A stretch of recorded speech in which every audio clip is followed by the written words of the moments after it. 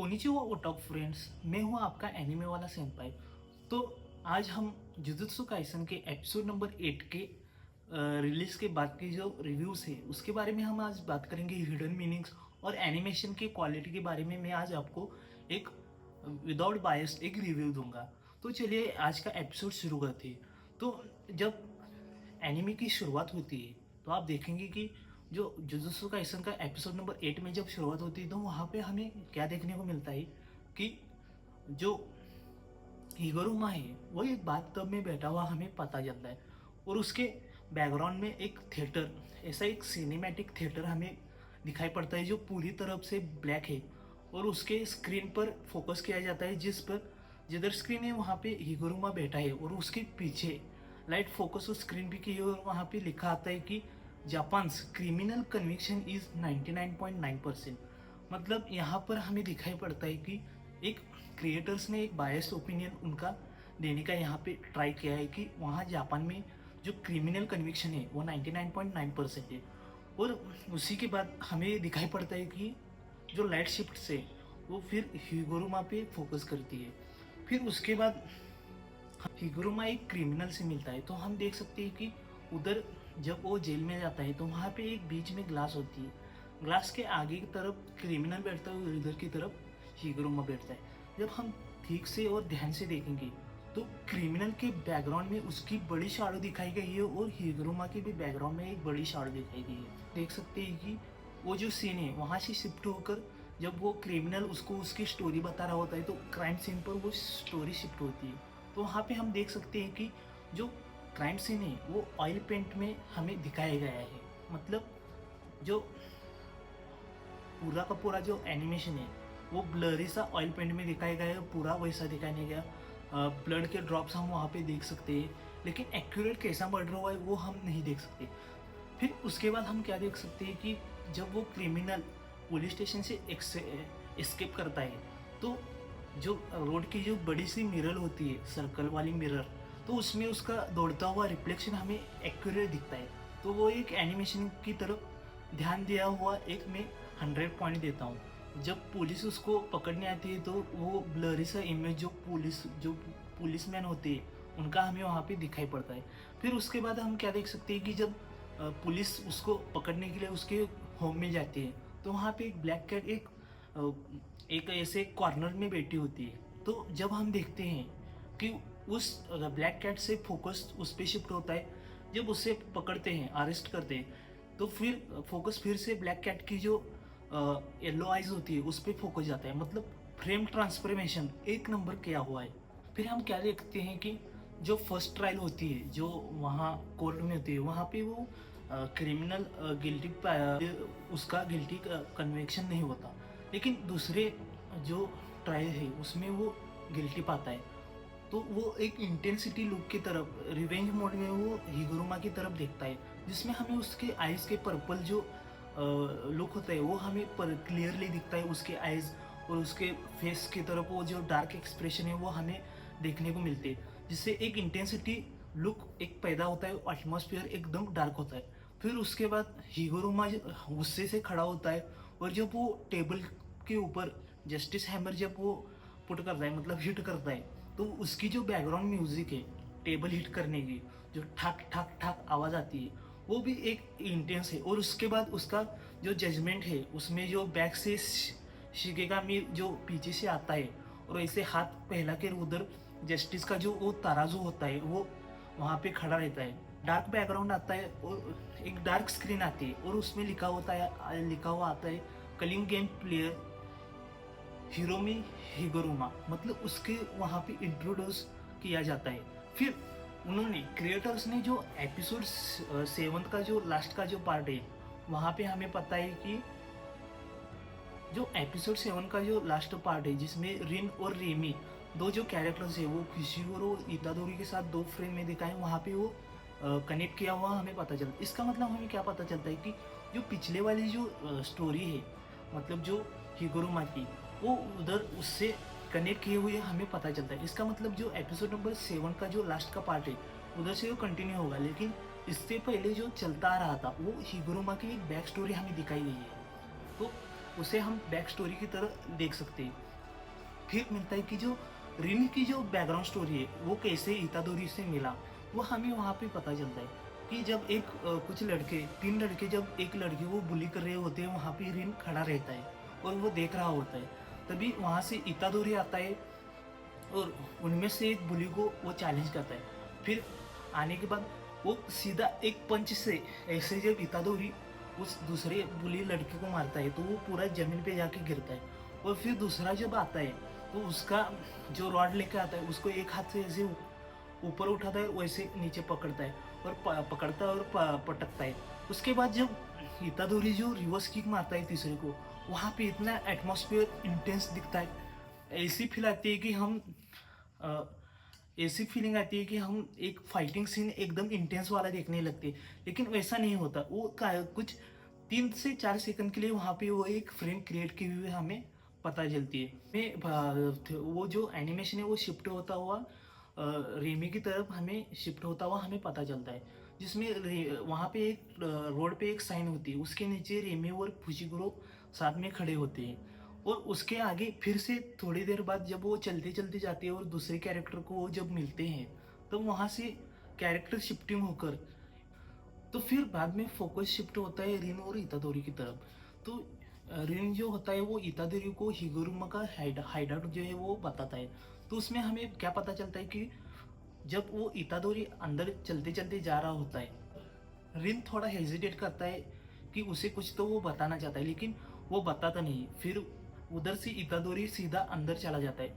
अंदर जाने के बाद हम देख सकते हैं कि जब वो इतादोरी जब जो डोर है वो ओपन कर रहा होता है, तभी वो फ्रेम फ्रेम मतलब इधर एनिमेशन का कितना महत्व है वो देखिए, और कितनी क्वालिटी इतनी अच्छी है, और जिन्होंने एनिमे क्रिएट किया है उन्होंने कितना फोकस किया वहाँ पे हमें पता चलता है। जब इतादोरी डोर ओपन करता है उसी टाइम वो फ्रेम शिफ्ट होकर जो फुशिगुरो की मीटिंग एक नए कैरेक्टर से वहाँ पे हमें दिखाई पड़ती है।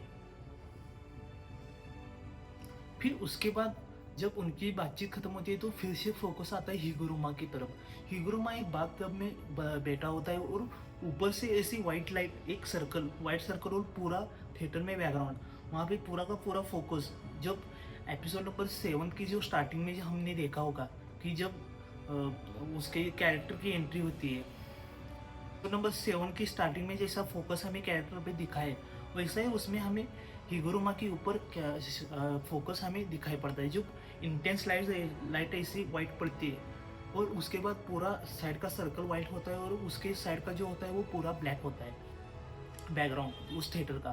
फिर उसके बाद इतादोरी उससे जाकर मिलता है, फिर उनकी बातचीत चल रही होती है, तो उसमें हमें एकदम से थिएटर में एनिमेशन शिफ्ट दिखता है और जो उसके हिगुरुमा के बैक का जो स्विमिंग पूल है, उस स्क्रीन पर एक स्विमिंग पूल दिखता है और वहाँ पे छोटे छोटे लड़के फ्लोटिंग करते हुए हमें पता चलता है। और उसी के साथ वहाँ पे हिगुरुमा भी उस बाथटब में फ्लोट कर रहा होता है। अगर आप ध्यान से देखोगे, तो उसमें हमें क्या देखने को मिलता है कि जब हिगुरुमा की जो शैडो है उस स्क्रीन पे जो फ्लोटिंग कर रहे हुए जो लड़के, मतलब जो वो एनिमेशन उस स्क्रीन पे दिखाया हुआ है, इसमें स्विमिंग पूल का जो एनिमेशन उसमें दिखाया है, तो उस पर हिगुरुमा की जो बाथटब वाली परछाई वहाँ पे पड़ती है और बिग सी परछाई उसमें हमें दिखाई पड़ती है।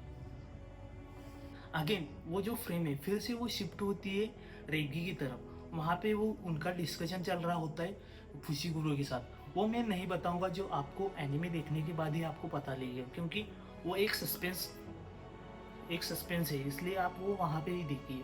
तो उसके बाद हम देख सकते हैं कि फिर से फोकस हिगुरुमा की तरफ आता है और वहाँ से आगे आप देख सकते हैं कि एक नए कैरेक्टर की एक छोटी सी ग्लिम्स दिख रही है, जहाँ पे एक ह्यूमन खड़ा हुआ है, उसके पेट में ऐसा होल गिरा है और वो उस होल में से एक नए कैरेक्टर की हमें जानकारी मिलती है। इसमें हम देख सकते हैं कि एक नया कैरेक्टर हाजिमो किशिमो की एंट्री होती है, जो एक लाइटनिंग गॉड होता है, जो एक बैटल हैंग्री एक सोर्सरर है। वो 400 सालों से वो वैसे ही गेम खेलते हुए आ रहा है और वो पीपल को किल करते हुए आ रहा है, वो हमें वहाँ पे पता चलता है। जो हाजिमी किशिमो है वो 400 साल पहले रिवाइव हुआ हमें पता चलता है और वो सबसे स्ट्रांगेस्ट है।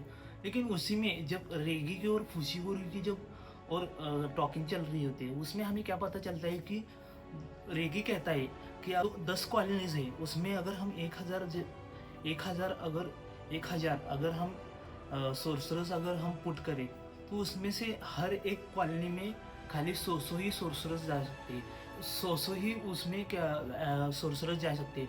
तो अगर हर एक कॉलोनी में हिगुरुमा और हाजिमे जैसे कैरेक्टर्स पावरफुल होंगे तो वो पहले जो कमज़ोर जो आने वाले सोर्सरर्स है उनको आराम से वो किल कर सकते हैं। ऐसे उन्होंने 60 पीपल्स को वैसे किल किया हुआ है, ऐसा वो हमें रेगी फुशिगुरु को बताते हुए दिखता है। एक फोकस करने वाली बात पता चलती है कि जब फ्रेम शिफ्ट होकर फिर से हिगुरुमा के ऊपर जब फ्रेम आता है तो वहाँ पे हम देख सकते हैं कि जब वो बाथटब में बैठा हुआ होता है तभी उसके जो पीछे की जो थिएटर की स्क्रीन और वॉल होती है वहाँ पे जितने किल किए हुए जो सोर्सरर्स है वहाँ पे चिपके हुए और उनका ब्लड फ्लो होता हुआ हमें दिखाई पड़ता है। जहाँ पे इतादोरी के साथ वो बात कर रहा हो, रेड पॉइंट्स के लिए उससे रिक्वेस्ट करता है, तो वहाँ पे हम देख सकते हैं कि पूरा का पूरा बैकग्राउंड शिफ्ट होता है। जो पीछे से जो थिएटर की जो लाइट होती है वो एकदम से शिफ्ट होकर रेड लाइट में कन्वर्ट हो जाती है और बाथटब में भी पूरा रेड कलर का लिक्विड मतलब ब्लड टाइप एक लिक्विड वहाँ पे फैल जाता है।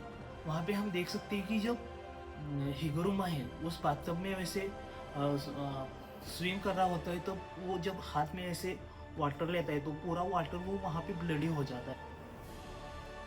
और उसी के साथ अगर आपने देखा होगा कि उस जब शिगुरुमा उस बाथटब में बैठा होता है तो उसके पीछे के स्क्रीन पर जो रूल्स होते हैं कलिंग गेम के जो रूल नंबर 2 और 8 वहाँ पे मेंशन किया हुआ हमें मिलता है।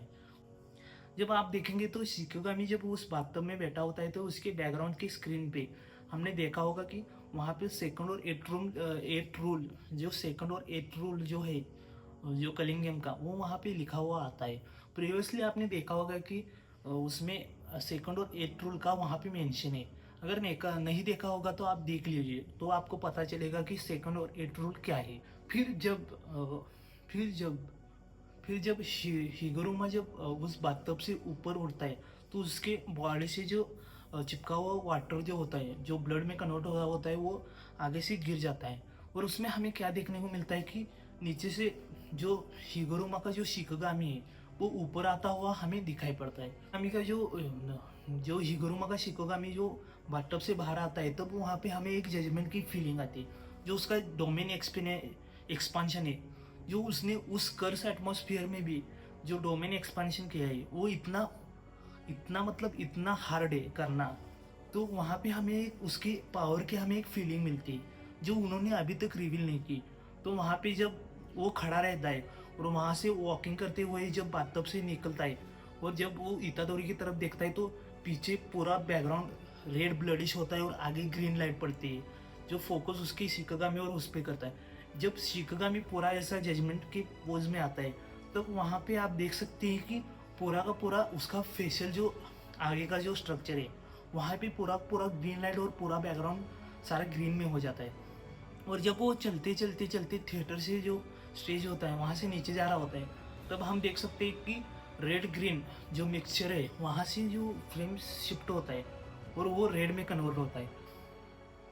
तो जब वो नीचे आता है तो हमें देखने को मिलता है डेडली सेंटेंसिंग जो उसका डोमेन एक्सपेंशन के बाद शिकोगामी तैयार होता है और वो जो हैमर से नीचे हिट कर रहा होता है तो उसका शिकोगामी ऊपर आ जाता है और पीछे से हम देख सकते हैं कि नीचे वाली जो ग्राउंड है वो शिफ्ट होती हुई आगे दे जाती है और उसके बाद इतादोरी की बैक में जो एक कट्टर का जो हेड कटिंग का जो ऐसा ब्लेड होता है जो पुरानी मूवीज़ में आपने देखा होगा जो सज़ा देने के लिए अपनी गर्दन उड़ाने के लिए वो सज़ा देने के लिए वो इस्तेमाल कर रहे होते जिसमें आगे हम सिर रख के वो कट कर दे। तो वैसा उसमें एक बैकग्राउंड आता है ऐसा ऊपर से ब्लेड आती है और ऐसा नीचे जाकर हिट करके ऊपर जाके फिर हिट हो जाती है।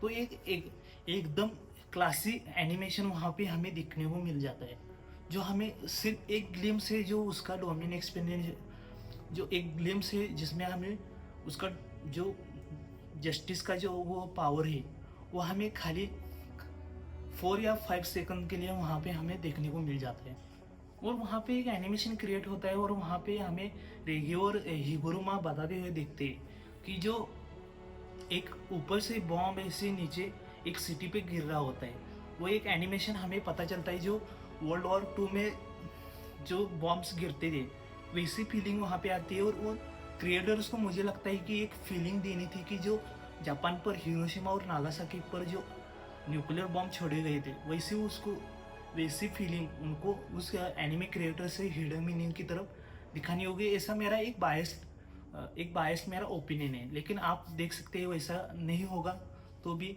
या फिर अलग होगा तो मुझे भी पता नहीं। गिर रहा होता है तो उसकी विसल जैसी बैकग्राउंड में आवाज़ आती है। देख सकते हैं कि जब बॉम्ब गिर रहा होता है तो केंजा को 9 मेंबर से मिलने के लिए एक कॉन्फ्रेंस रूम में जा रहा होता है। जो 9 मेंबर्स हाफ सर्कल में वहाँ पे बैठे होते हैं, और जब वो चलती जा रहा होता है तो जो ऊपर से बॉम्ब ड्रॉप हो रहा होता है तो उसका जो साउंड होता है उस बैकग्राउंड में आता है। और जब वो उधर जाके जब उन मेंबर से सामने खड़ा होता है तो पूरा ऐसा बॉम्ब ग्राउंड को टच करके जो एक्सप्लोड होता है वैसा साउंड आता है।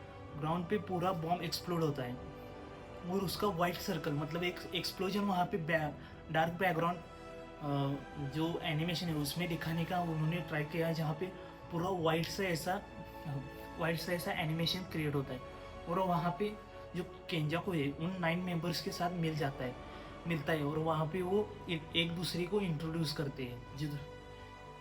एक मेरे जुजुत्सु काइसन का फैन होने की वजह से मैं एक आपको ऐसे ही बायस थियरी दे रहा हूँ कि जिसमें जो केंजा को उन 9 मेंबर्स को मिलता है तो मुझे ऐसा लगता है कि वो जो 9 मेंबर्स है वो उस कलिंग गेम के जो मेन स्पॉन्सर है, मुझे ऐसा लगता है जिन्होंने इस गेम को सेटअप करने के लिए केंजाकू को मनी दिया होगा या फिर कुछ तो पावर दिए होंगे, तो उससे वो गेम सेट करके वहाँ पे वो गैम्बलिंग करेंगे ऐसा मुझे लगता है। लेकिन आगे स्टोरी जो होगी वो तो उसमें हमें पता चलेगा। ऐसे ही चैनल को सपोर्ट करते रहिए, चैनल को देखते रहिए, लाइक कीजिए, शेयर कीजिए, सब्सक्राइब कीजिए। सायोनारा, आरिगातो गोजाइमासु।